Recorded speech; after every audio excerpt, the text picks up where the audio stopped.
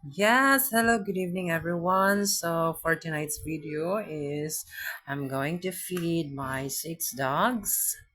So ito yung ulam nila. Yung ginawa kong pagkain, yung rice, tapos dinagdagan ko ng dugo, kaunting tubig, dugo, dinuguan.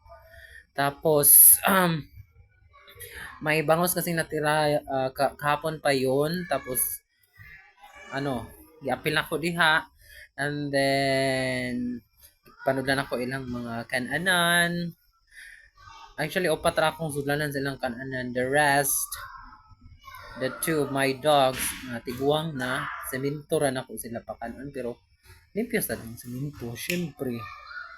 Then, ginahigwasan sila na ko ilang mga plates kay I told you, they are not just dogs, but they are also part of the family. So, dara, nagpayag ta kay medyo ngit kayo.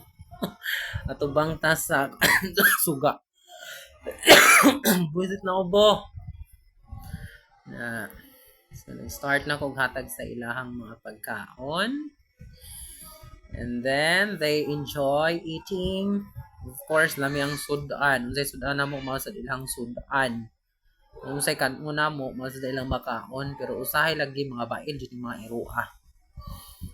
Kana bitang dako kay kaon hangul kay standi makapaabot sus makalagod usay sus masagpaan ako ay mapatiran mo na si Dogo o ga napaabot kani siya medyo ihas ni siya nga iro.